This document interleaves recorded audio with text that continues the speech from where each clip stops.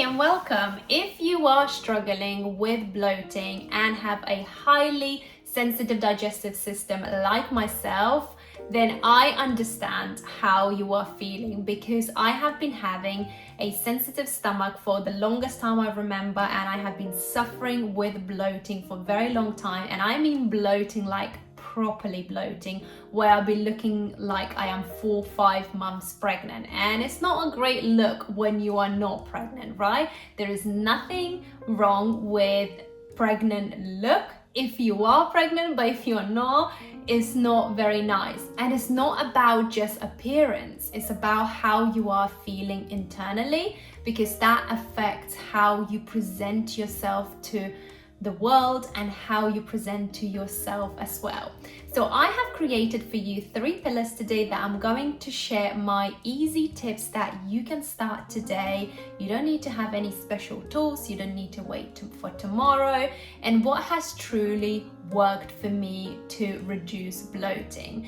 And if you want to, you can try those tips as well. If not, then that's fine. And honestly, I have done so much research. I watched so many videos like this. Some of them worked, some of them didn't, and it really came down to me as an individual, what has worked and what hasn't. So really just take this information with a pinch of salt.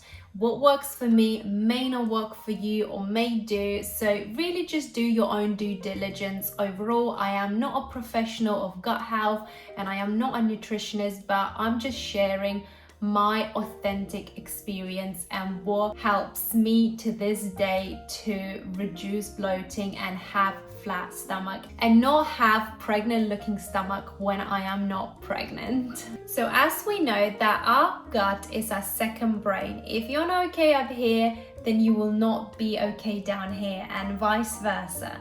That's why it's so important to pay attention to your gut health and overall what you consume and what you put in your body. So this brings me to my first pillar, which is food.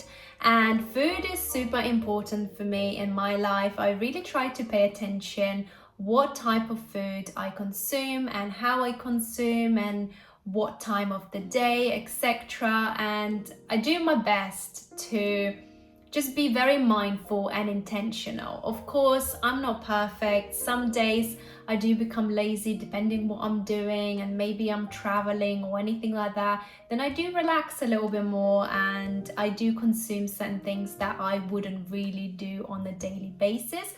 But that's called balance, right? So you can't be perfect completely. And what is perfect? Mostly I do really try my best to be intentional, because whatever you put in your body, that's how your output going to be. So your input is as much as important as your output. And if you want to thrive and perform well in your life, then you do need to start paying attention to your food. Now, it really depends on the individual. So when it comes down to fermented food, I had to really pay attention to that, because I love fermented food. Since I was a little girl, I've been brought up on fermented food. So like sauerkraut and kefir with boiled potatoes. It was something very common on our dinner table in Lithuania.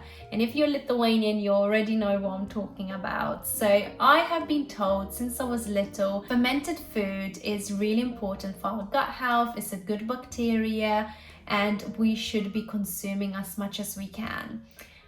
Well, that sounds all good, but for me as an individual, my gut does not like it. I do not know why. I am very sensitive and I still consume fermented food, but in a very small amounts and not too often, because I really love that and I don't want to eliminate completely from my diet. But I can't have it too often, because I do bloat straight away, and the bloating stays for weeks, and then it gives me headaches. I get tummy ache. Sometimes I have a bit of nausea as well. I just become really, really sensitive to it. That's why I really want to highlight this, that it's so important to pay attention to what suits you. Just because it's not working for me, it doesn't mean it doesn't work for you. There is loads of advice out there, but you really need to pay attention to what works for you. Not one fits all. Another thing is when I'm eating food. So when I'm at the dinner table eating food, I never have a glass of water next to me. Well, actually, saying that, I sometimes do, just in case, you know, it's a bit dangerous. If you were to choke on something or anything like that, you will grab for water, right? You would need. So maybe I'll have for that purpose sometimes, but usually my husband eats with a glass of water, or maybe sparkling water, because that's okay for him and that's what he likes. But for me personally, I can't do that, because whenever I eat food and drink water, either after, before, or during, it just really affects my stomach. I become really full. It happens every single time, and it has happening like that for many years. So I completely stopped drinking water, any fluid, whilst I'm eating. I would eat first. So if I'm thirsty, of course I would drink prior, maybe like 10-15 minutes, or maybe way before my food. So prior to the food, I will drink some sort of liquid if I need to, but if not, then I will eat my food, and then usually I'll wait about half an hour to an hour until I have a glass of water, or maybe a cup of tea, depending on the time of the day. And that really helps me with bloating. But again, it's up to you. Maybe this will work, maybe it wouldn't, but it really, really works for me. And that leads me to the portion of food. When I'm eating, I am very mindful with my portion. Even if I'm really hungry and I think, right, I am so hungry, I could eat 2 plates of this. I have to kind of calm down myself and not act on the emotion and how I am feeling overall. I just usually put a small portion of food in my plate that I know that I will definitely will finish. And if I want more, I can always go back, but usually I don't. I eat in small portion. I think that's okay for me, and that's enough. You get to know your body, right, when you're full. And another thing, when I am eating, I do my best to follow this rule that I made up, to leave 5% empty my tummy. So if we're eating to 100%, I eat up to 95%. So 5% I leave empty my tummy. So then I don't feel sluggish, I don't feel too full, and also my stomach won't bloat. Because if I eat up to 100% or over, then I'm of course overeating, and my stomach will become so uncomfortable, and it will become bloated, and I'll feel sluggish, and I'll feel tired. I just want to go sleep. So do my best not to do that. But now, of course, sometimes it happens, especially when I'm on holiday. I do overindulge sometimes, but I do my best also to control. So that's a great tip. Just really pay attention to your portions. Do you actually need that extra potato, that extra slice of beef, or do you need that pudding after food straight away you have eaten? Maybe you don't need a drink. Do you need drink? Because I think sometimes we get into this habit, eating main meal, then pudding, then having a drink. It's like a structure that we've been taught. And then we feel so stuffed, so full, and we normalize that. We normalize that feeling that you feel heavy and you feel tired and you feel sleepy, and then you go sit on the sofa or go have a little nap, and that's okay. But it's not okay. It's not okay to feel like that, because at the end of the day, you're refueling your body. So when you're refueling your body, you should naturally feel good and uplifted and energetic, not feeling sluggish and tired. Because if you do feel like that, then your body is telling you, hey, there is something going on here that I'm not liking. And if you ignore that, then you continue living like that. Then what do you expect, right? Okay, this bow keeps slanting on one side and is so frustrating. Honestly, I don't know what is happening unless I don't know how to do a proper bow. But yeah, Anyway, sorry about that. It's very frustrating. Every time I'm talking to the camera, I can kind of see in the corner of my eye that my bow keeps like going on one side slowly. Anyway, moving on. And when you are eating, try to chew your food properly. I have read this and I've done research that chewing your food is important anyway, because you also reduce a risk of choking, right? That's that factor, and that's kind of really important.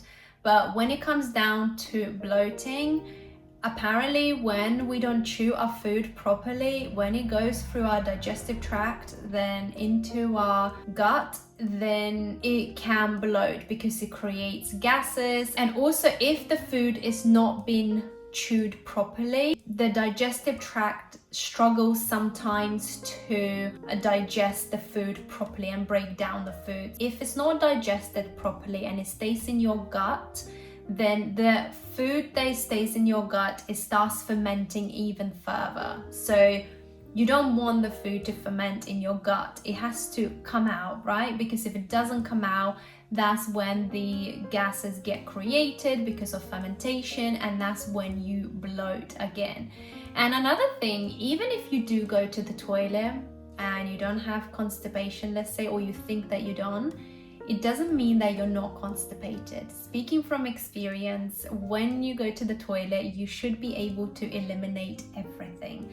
Because if you're not, you will feel, if you're still bloated and you feel discomfort, most likely there is something stuck in your intestine, and we know what that something is: poop. So it's so important to go to the toilet every single day and make sure everything is flowing out, because at the end of the day, whatever has to come out, it has to come out. If it doesn't come out, imagine all that toxic stays inside of you and it starts poisoning everything. So of course you're going to feel tired, lethargic, maybe brain fog, maybe you can't remember things, and also discomfort, feeling pains or sensitivity, and of course that will cause bloating. Also, carbonated drinks.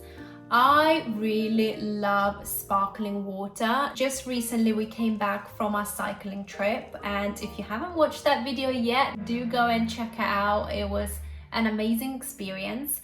But anyway, when we were on that trip, all I wanted is sparkling water or some sort of fizzy drink. And I thought the only healthier kind of drink that I can have would be sparkling water with a bit of lemon. And it was so nice, so refreshing, especially it was really hot, but it did not help with my tummy.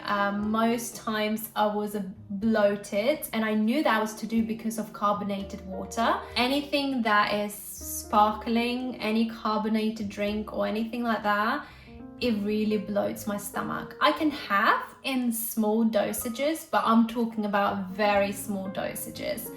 But other than that, it just bloats my stomach. And I love kombucha, for instance. I really do. And like a year ago, 2 years ago, I used to drink so much every year, especially in the summer. It's just such a nice, refreshing drink. But now I have to be very careful. I will have it now and then as a treat, not on a daily basis, not weekly, and I don't think not even monthly. So sometimes I might have once a month or something. And another thing when it comes down to food is consuming gluten. So this is the biggest thing actually.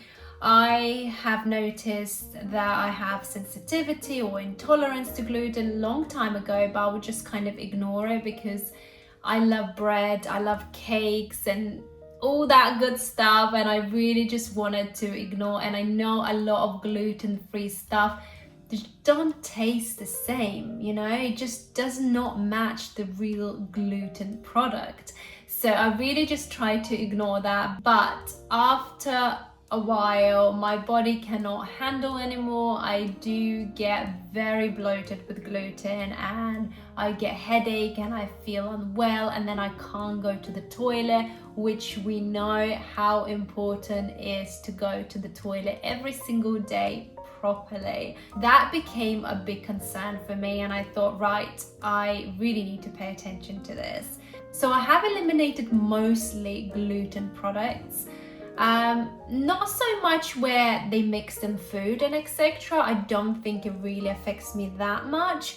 But when it comes down to a big quantity of gluten, such as bread and cakes and biscuits and, you know, donuts, then yes, I do feel the difference and it does bloat my stomach. A lot of things that I make at home, I started implementing gluten-free flour. I make my own gluten-free flour. Sometimes I don't, sometimes I buy, but when I can, I do, because I think it's more healthy, because I know exactly what I'm putting in there. And also I try to avoid eating lots of bread anyway. I'm trying to really train my body and my mind in a different way and my taste buds. So hopefully one day I won't rely so much on, you know, eating food that is made from flour and etc., especially bread, because I love bread and butter. Oh, I love it. So now and then I would have let's say gluten like bakery. So if we out and I really fancy donuts, I love donuts, and I haven't actually had, I don't think I've ever eaten gluten-free donut, but I can imagine that would not be that good. Although nowadays the gluten-free products are becoming better and better on the market. So it really depends, but also a lot of gluten-free bakery, the ingredients that they have, I don't really agree with, or I don't really like it. So sometimes I just decide not to eat completely.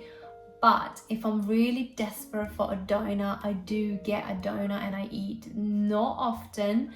And that's okay for me, actually. It doesn't really affect me that much. But if I was to have another donut and after a week another one, that's when my my body can't handle, and I will be bloating, I will feel sick and unwell and etc. So I really try to eliminate gluten as much as I can and consume more of a gluten-free diet. My next pillar is moving your body. I am very passionate about moving my body as much like with food. It's very important on a daily basis for me to exercise, move. If I'm not exercising, maybe doing some stretches, whether it's dynamic stretches or deep stretches. It really depends on the day, but I do various things. But what I've noticed, when I have discomfort in my tummy, and if I am bloated or anything like that, or I have gases in my gut, which is essentially what bloating is, if I move my body and I do some type of exercises, even if I do dynamic stretches, because that's more kind of a movement still, it's not same as deep stretches. So that really helps my tummy. And I've noticed that what happens, I guess it starts moving, you know, my intestines and everything, they start working, and then I'm able to, you know, eliminate anything that needs to be eliminated, and then my bloating does go down. But the body movement has to be a regular thing. It has to be part of your life. So for instance, if you are having a very uncomfortable, sensitive tummy, I would really advise to try this, and this has worked for me so much. You lay on the bed or anywhere where you're comfortable, and then start massaging your tummy. So kind of just work your way from side to side, like clockwise or anti-clockwise, whichever way. For me, it doesn't really matter. And just press around your tummy, massage your tummy, and honestly, you will start feeling really good. Any physical activity helps to eliminate or move the gases through your digestive tract. So any movement is very important, and it's important not to be stagnant. And my final pillar to avoid bloating is your mental health.